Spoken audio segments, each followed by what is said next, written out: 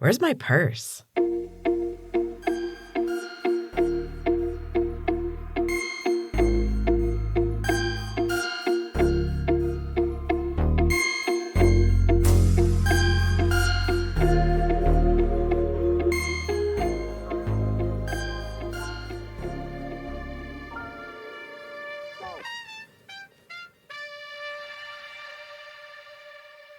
Welcome to Season 2, lovelies, and welcome to the chaos.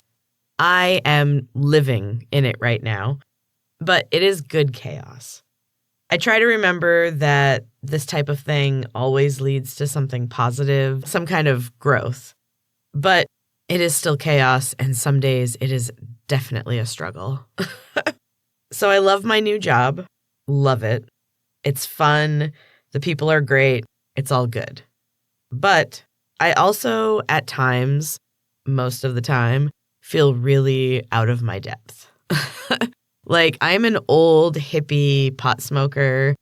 I've been smoking it. I have opinions about a lot of it, but I don't know the science. And I'm trying to learn more about it, and it is super interesting.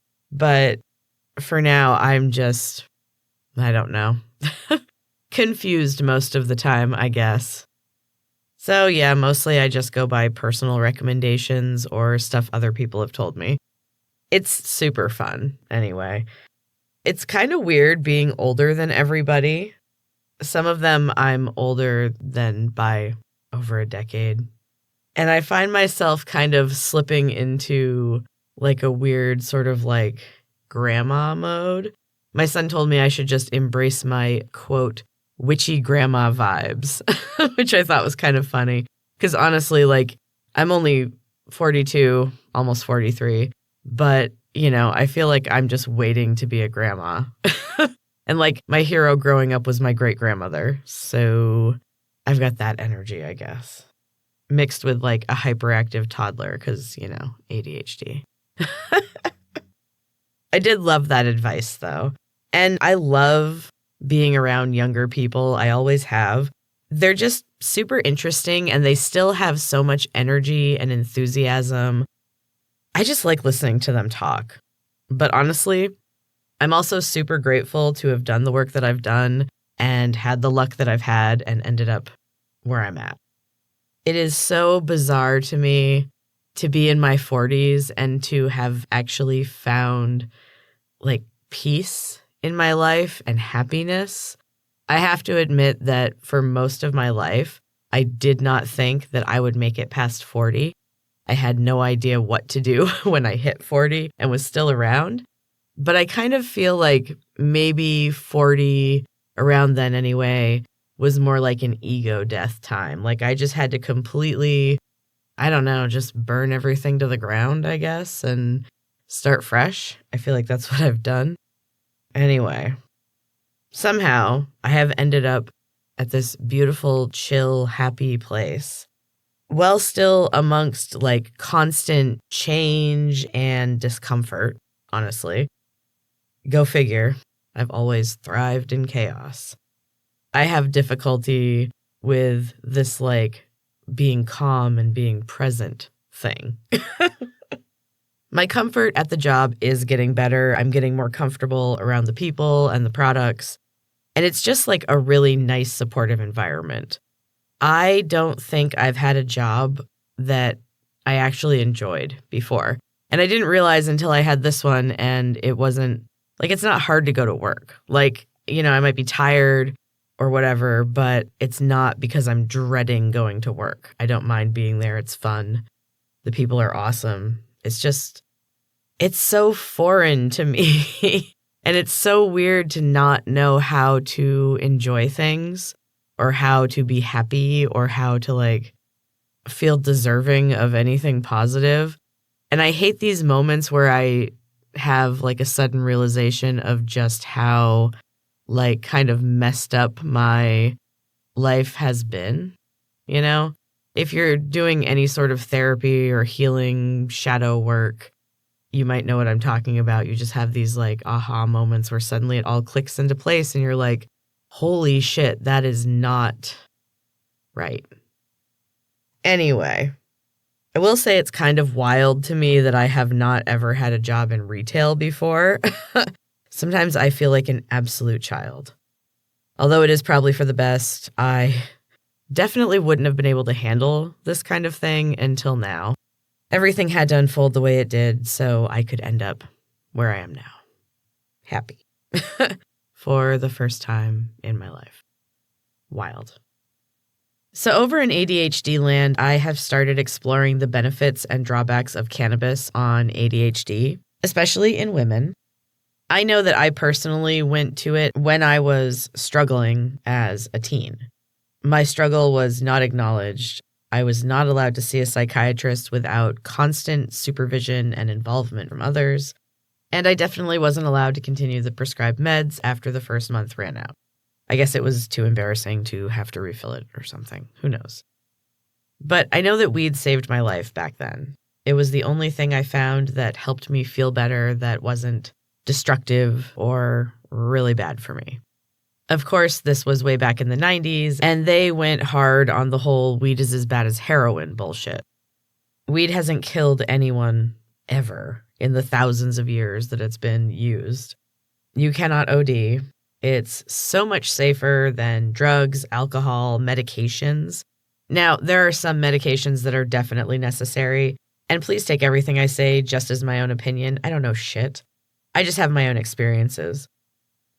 I am planning on taking some courses in cannabis for healthcare and medicine.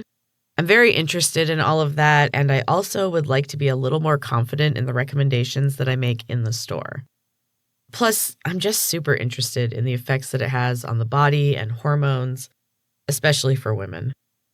But, of course, because everything is expensive as hell, I have to wait on that for a bit, so I've been trying to look up information on my own.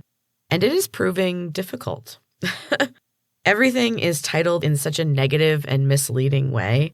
It all makes it sound like it is terrible for you, but then if you actually go and read the articles, there's nothing there to support the sensational, clickbait title. And how many people actually go and read the article? How many people just read the title at this point, you know? Every article I read basically said the same thing. Well, people with ADHD claim there are benefits, but there's not enough data to prove it. So, if we're all saying that it works, why not at least lean toward believing that? Anecdotal evidence, I don't know. I just know that it helps me, and it is way less scary as far as the side effects and withdrawals. You go off some meds and you can have seizures.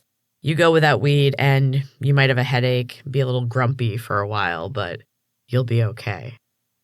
I just hope the wording around cannabis starts being more factual. The more I learn, the more I just love the plant, and I just hope I can learn more and be able to help other people. Plus, there's never anything wrong with gaining more knowledge. I also started looking into specific strains that can benefit ADHD, and I found out that a bunch of my favorites are near the top of that list. So I guess I knew it was working for me even without having to look it up. So I'm not going to spend every episode talking about my job and about cannabis, don't worry. But I am just so incredibly grateful for where I am right now. A large part of the shame that I carried my whole life was attached to weed. I've never really done much for drugs, but back in the day, weed was considered as bad as heroin or PCP, which is insane. But it was, and I was viewed and treated like a piece of trash. Having this job has offered me so much healing that I did not expect at all. I wanted a job with a paycheck, and discounted weed sounded awesome, I didn't expect to begin to accept and enjoy the weed-loving hippie that I've always been and always really struggled to try to not be. I didn't expect to have nice interactions with my awesome, kind coworkers and start to heal some of the trauma that I have surrounding men. Because honestly, I just work with the nicest guys. The girls rock too. And finally, just being out of the house has been pretty amazing. It is kind of wild how impossible it is to truly see the depth of your own depression when you're in it. I'm kind of blown away by just how long and how hard this last bout of depression was. I'm trying not to think about the lost time. Sometimes we need downtime in order to grow. But man, it was dark and long. I am definitely ready to examine the joyous side of life, which includes finally accepting my neurodivergent brain and not judging myself. That's my main goal for this year, to just be. Just be myself in the moment, doing whatever, and not worry and not be strapped to the past. It sounds great. It's definitely harder to do. Anyway, that is it for the beginning of season 2. I am so thrilled to be back. I hope you have a beautiful week. I hope you find new ways to accept and embrace your beautiful, unique self. I hope you never settle and keep striving for a life that is filled with joy. And of course, I hope you find your purse.